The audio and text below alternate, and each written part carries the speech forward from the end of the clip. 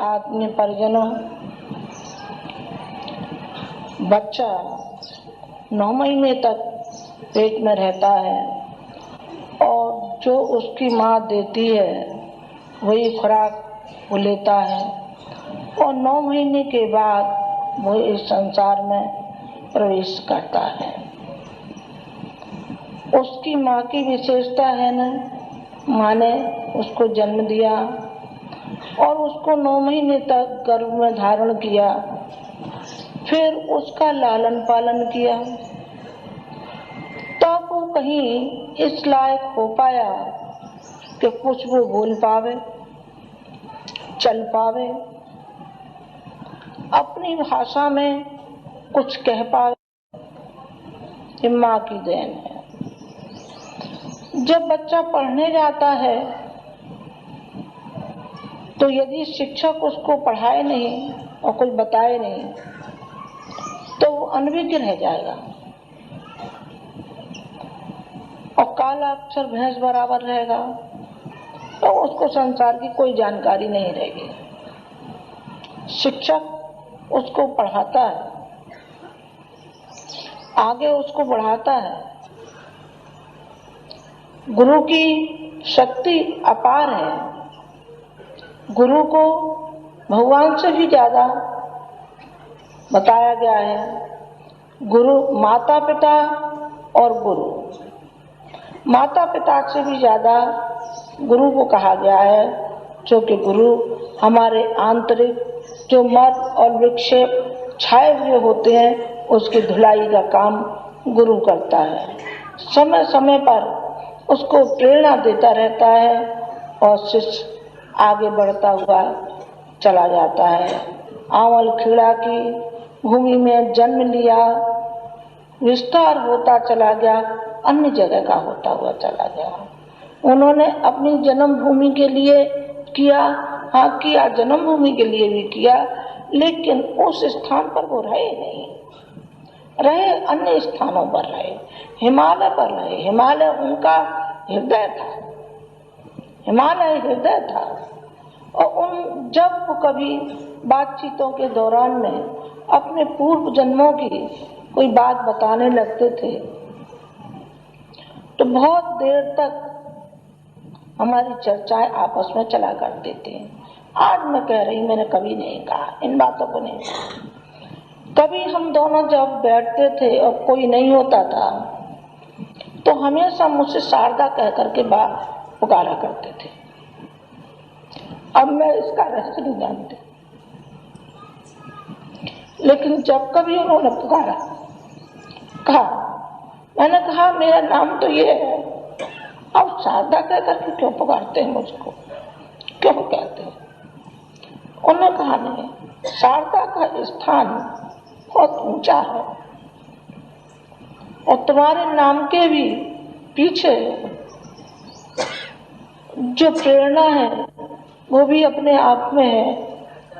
मैं उसका भी सम्मान करता हूँ।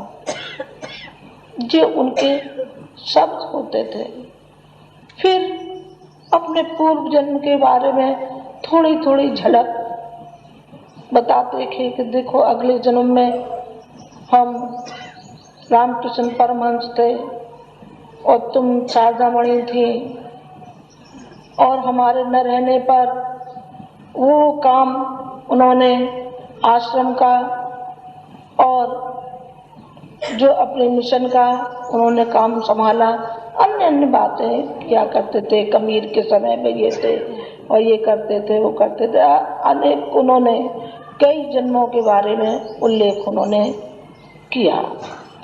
मैंने बड़ी ध्यान पूर्वक सुना, क्योंकि मैं जन्म जन्मांतरों से उनके साथ थी और रहूंगी। मैं अभी अपने बारे में बताया आपको कि किस तरीके से हम एक दूसरे से गुथे रहे, जुड़े रहे और एक दूसरे में ही हमारी छवि देखी जा सकती है। माँ के रूप में भी आप पिता का दिग्दर्शन कर सकते हैं। यदि आपके अंदर भावना है और श्रद्धा है तो आपको दोनों ही रूप दिखाई पड़ेंगे, अलग अलग दिखाई नहीं पड़ेंगे। आप ये विचार नहीं करेंगे कि माता जी अलग थी और गुरु जी अलग थे। गुरु जी माने माता जी, माता जी माने गुरु जी, दोनों ही हम एक दूसरे में समाये हुए हैं। ब्राह्मणोचित जीवन जीने के लिए उन्होंने प्रेरित किया और इस मिशन को कितना फैला दिया सारे विश्व भर में, और तहलका मचा रहा है। शक्ति किसकी है? हम आप काम कर रहे हैं, हम आप भी काम कर रहे हैं, कलपुर्जे चल रहे हैं, लेकिन शक्ति उनकी है। शक्ति के बगैर एक पग भी आगे नहीं बढ़ सकते। जो ये कहें कि हम कर रहे हैं, मैं कर रहा हूं, वो गलत है। ये मान के चलना कि उसका फिर वो अहंकार बोल रहा है, वो नहीं बोल रहा, उसका अहंकार बोल रहा है, और वो ये साबित करना चाहता है कि मैं गुरुजी नंबर 2 हूँ, मैं गुरुजी हूँ, आप मुझे ही गुरुजी के स्थान पर मानना। ये क्या है? ये भीतर का अहंकार है, जो कि शाखाओं में और शक्तिपीठों में अक्सर देखा जाता है कि वो अहंकार से इतने लबालब भरे होते हैं कि मिशन को बढ़ाने में कम और आपाधापी में ज्यादा। किसी को अपने पैसे का घमंड है, किसी को अपनी शिक्षा का घमंड है, किसी को अपने बल का घमंड है, पर है जरूर। यदि इस अहंकार को गला दें, फिर देखिए ये मिशन कहाँ तक पहुंचता है, किस कदर ये बढ़ता हुआ चला जाएगा। गुरु भगवान तक पहुंचाने की एक कड़ी है। जिस रास्ते पर चलाता है, हम उस रास्ते पर निष्ठापूर्वक चलते रहें तो हमें अनुदानों और वरदानों की कोई कमी नहीं पड़ेगी। प्रत्यक्ष में कमी हो सकती है। प्रत्यक्ष में क्या कमी हो सकती है? संभव है कुछ आपके पास धन की कमी हो जाए, या लग्जरी के लिए समय आप निकालते हैं, उसमें कमी आ जाए, उसी में कमी आ सकती है। लेकिन जो आत्मिक शक्ति है वो तो आपकी बढ़ने वाली है, उस पर आप विश्वास क्यों नहीं करते? आपको विश्वास करना चाहिए कि आपकी आत्मिक शक्ति बढ़ रही है और आगे भी आपकी बढ़ेगी। जो जो आप गतिशील होंगे, समाज को और राष्ट्र को बहुत आवश्यकता है।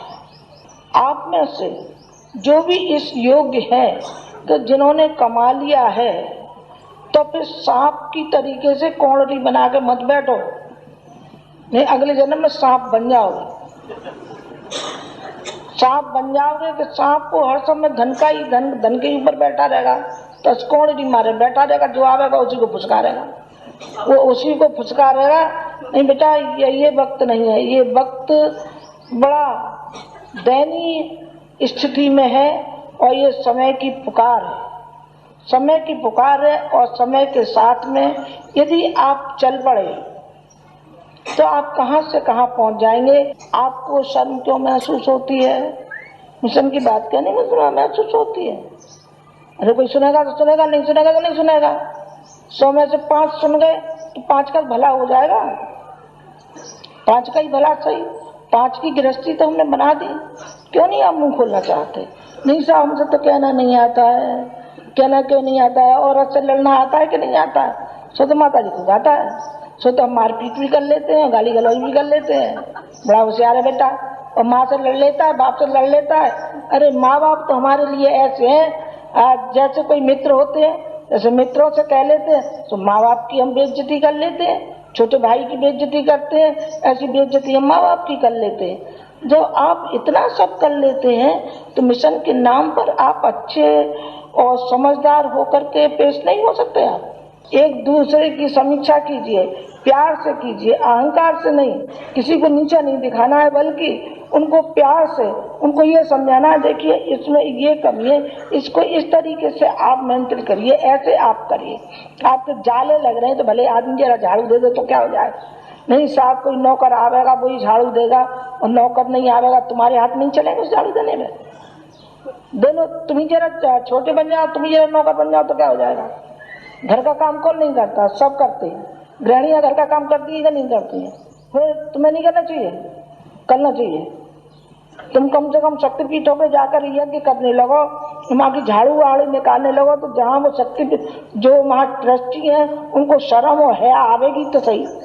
वो ये तो सोचेंगे कि भाई यहाँ ये व्यक्ति आते हैं और यहाँ ये संभालते हैं, झाड़ू पोछा लगाते हैं, यज्ञ करते हैं, तो हमारा भी कुछ कर्तव्य है और हम भी कुछ आगे, हमें भी कुछ काम संभालना चाहिए। वो जरूर संभालेंगे, पर मन में से ये बात उठे तब न, मन में से बात प्रत्येक के उठनी चाहिए। ये मैंने आपको बाहरी सामाजिक उसके लिए आपको बताया। आज गुरु पूर्णिमा है, गुरु पर्व है, आपने दीक्षा ली है, आप गुरुजी से जुड़े हैं, हमसे आप जुड़े हैं, तो आज का जो पर्व है जी वास्तव में आत्मचिंतन का पर्व है। आत्मचिंतन किया जाना चाहिए और विचार करना चाहिए कि हमारे अंदर कौन कौन सी कमियां हैं, जो कमियां हमको आगे नहीं आने देती हैं। उन कमियों को निकालना चाहिए और समीक्षा करनी चाहिए कि अगले वर्ष हमने कितना काम किया था, और आज हम संकल्प लेते हैं कि अब जो आज से शुरू हो रहा है, फिर हम एक साल में क्या क्या काम करेंगे। ये सारा लेखा जोखा अपने मन में ही आज आप हैं तो चिंतन कीजिए। आज का दिन चिंतन का है, आज का पर्व अपने गलेवा में उतारने का है कि आज हमें ज्यादा से ज्यादा गुरु जी की शक्ति हमें प्रदान हो।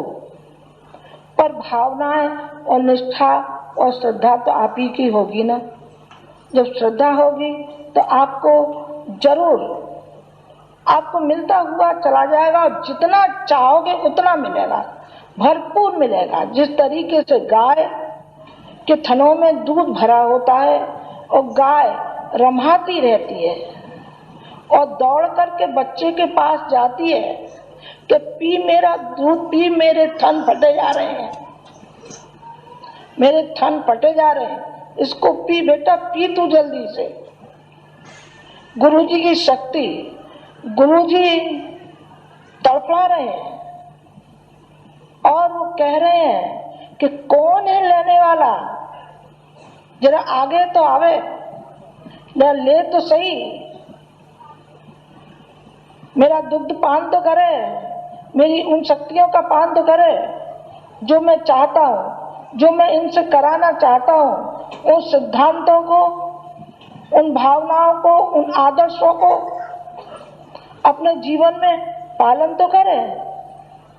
आप अपने जीवन में हो सके तो आप थोड़ा भी आप पालन करेंगे, तब भी थोड़े दिन में बहुत कुछ पालन आप कर सकेंगे। इन्हीं शब्दों के साथ मैं अपनी बात समाप्त करती हूँ। ओम।